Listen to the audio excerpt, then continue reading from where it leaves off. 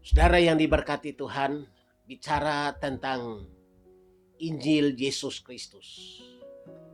Maka itu adalah topik, judul yang sangat dan harus dibutuhkan oleh semua orang.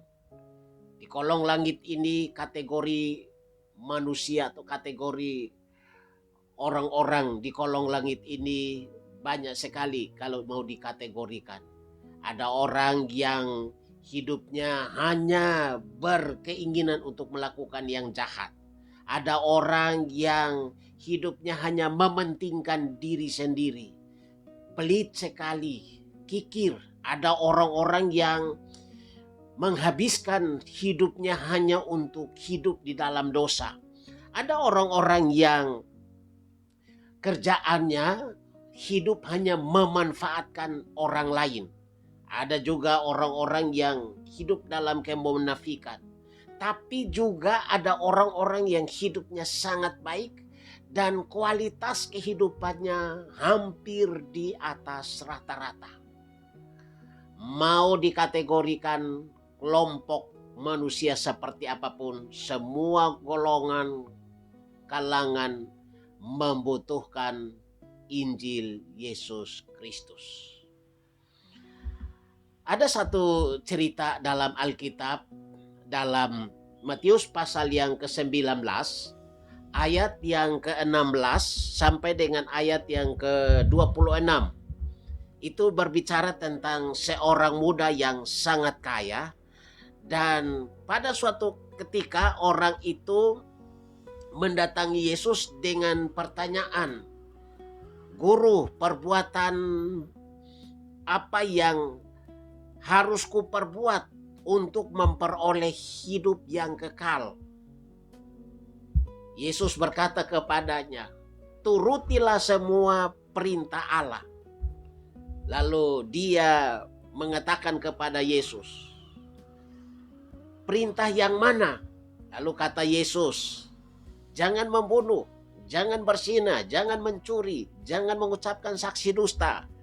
Hormatilah ayahmu dan ibumu, dan kasihilah sesamamu manusia seperti dirimu sendiri."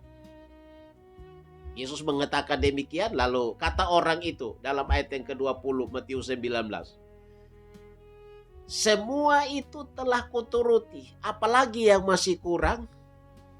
Lalu kata Yesus kepadanya, "Jikalau engkau hendak sempurna, pergilah jualah segala milikmu dan berikanlah itu kepada orang-orang miskin, maka engkau akan beroleh harta di surga. Kemudian datanglah kemari dan ikutlah aku." Ketika orang muda itu mendengar perkataan itu, pergilah ia dengan sangat sedih sebab hartanya banyak.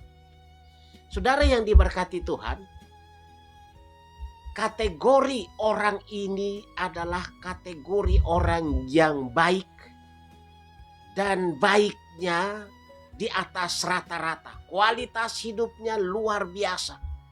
Dia tidak membunuh, dia tidak berzina, dia tidak mencuri, dia tidak bersaksi dusta. Dia sangat menghormati ayah dan ibunya. Dia juga mengasihi sesamanya. Kualitas yang seperti ini terkesan dan terdengar orang ini adalah orang yang tidak butuh Injil. Orang yang tidak butuh kebenaran karena dia sudah memenuhi segala kriteria. Tetapi ternyata kualitas sebaik itu pun, jikalau ditelusuri lebih dalam, ternyata ada bagian manusianya, ada bagian sisi manusianya yang di dalamnya dia juga tidak sadari kalau itu hal yang salah. Maka untuk mengungkapkan, untuk mengeluarkan hal yang tidak baik dalam dirinya, ini hanya bisa dilakukan oleh Injil. Ini hanya bisa dilakukan oleh kebenaran. Ini hanya bisa ditemui, dijumpai, dibukakan oleh Yesus. Oleh sebab itu, saya ingin mengatakan kepada kita, jikalau kita dikategorikan sebagai orang yang sangat baik, jangan lupa dalam kondisi dan kualitas hidup yang seperti itu, kita masih butuh Injil. Kenapa? Karena masih ada sisi lain di dalam diri manusia kita yang tanpa kita sadari itu adalah masalah.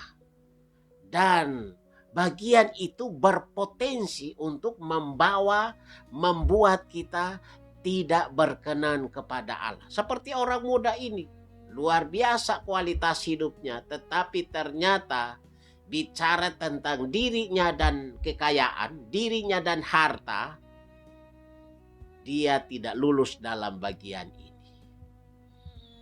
Itulah sebabnya saya mengajak kita, jikalau kita didapatkan kualitas hidup kita sungguh baik, tetap kita butuh Injil, karena Injillah yang bisa menemukan bagian sisi lain dalam diri manusia kita untuk Injil mengurusnya supaya kita kembali dan mengasihi Tuhan dengan sungguh-sungguh.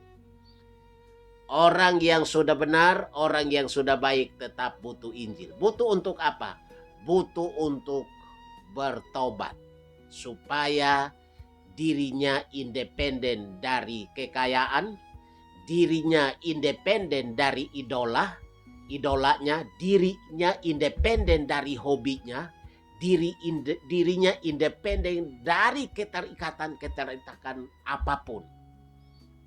Sedangkan orang yang jahat, yang sudah saya sampaikan tadi, sudah jelas dia butuh Injil untuk diselamatkan. Dia butuh Injil untuk hidupnya bertobat, dibaharui. Kita yang sudah dibenarkan pun tetap kita butuh Injil supaya manusia kita itu terus menerus ada dalam pertobatan.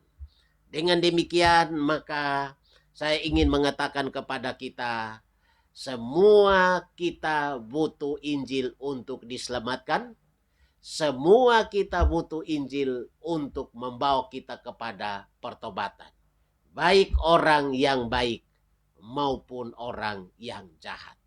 Nama Tuhan dipermuliakan dan selamat mengasihi Tuhan dengan sempurna. Shalom.